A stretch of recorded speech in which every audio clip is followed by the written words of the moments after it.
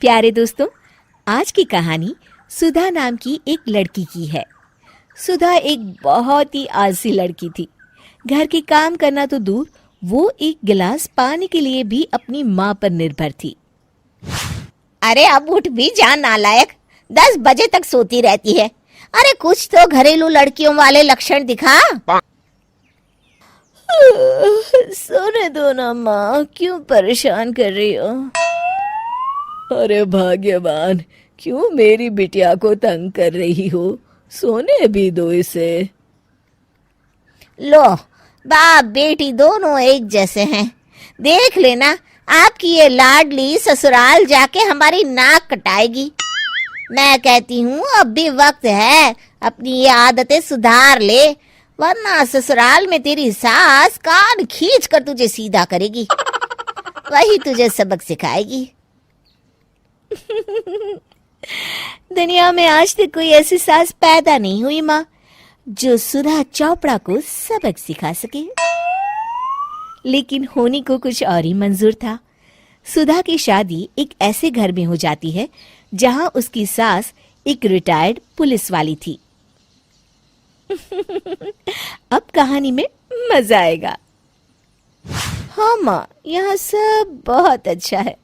मेरे ससुराल के लोग भी ना बहुत मिलनसार हैं।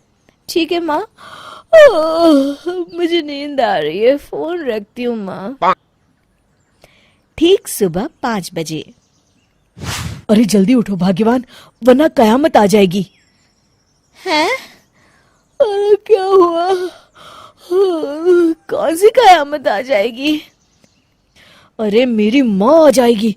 तुम नहीं जानती, इस घर में सिर्फ मेरी माँ का हुक्म चलता है। सबको सुबह 5 बजे बिस्तर छोड़कर हॉल में पहुंचना ही पड़ता है। अरे अब इंसान क्या अपनी नींद भी पूरी नहीं करेगा? यहाँ मजाक चल रहा है क्या? तभी वहां सुधा की सास आ जाती है। अटेंशन! मजाक तो तू समझ रही है बाबू, ये मेरा घर है और यहाँ हर किसी को डिसिप्लिन में रहना होगा। अटेंशन! अरे माँ जी, लेकिन इतनी सुबह कौन उठता है? कौन होता है मतलब? हम सभी उठते हैं, रोज उठते हैं, और अब से तुझे भी उठना पड़ेगा। आखिर मैं पुलिस वाली जो ठहरी। अटेंशन!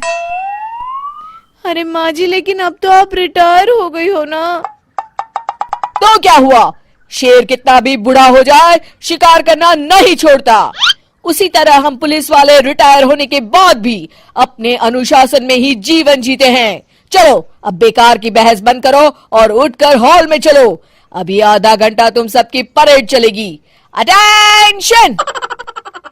अरे मैं कोई परेड नहीं करने वाली। सुधा की सास अपनी बहू का ये बर्ताव देख झल्ला उठती है। गौर से देख, तू कहां और किसके सामने खड़ी है? यहां बात सिर्फ एक बार समझाई जाती है, बस। अटेंशन! इतना कहकर सुधा की सास चली जाती है।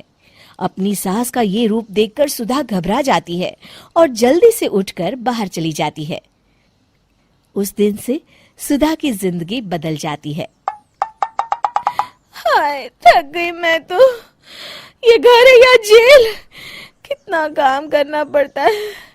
लाइए दीदी, 2 रोटियां और दीजिए, मुझे बड़ी भूख लगी है। ठहर जा बहू, ये तू क्या कर रही है? मैंने सबके खाने का हिसाब तय कर रखा है।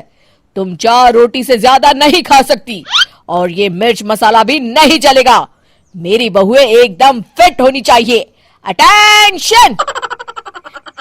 क्यों माँ जी, आप हमें दंगल में लड़ने के लिए तैयार कर रही हैं क्या? क्या कर रही हो सुधा? माँ जी को मजाक बिल्कुल पसंद नहीं है। चुप करके खाना खा लो, इसी में भलाई है। इस तरह धीरे धीरे सुधा अपने सास के रंग में पूरी तरह रंग जाती है, लेकिन इसका उल्टा ही असर पड़ता है। सुधा अपनी सास से भी ज्यादा अनुशासन की पक्की हो जाती है। सुधा की सास तो सबको 5 बजे उठाती थी, लेकिन सुधा सबको 4 बजे ही उठा देती थी। दूसरी तरफ सुधा की सास की उम्र भी हो चलती है।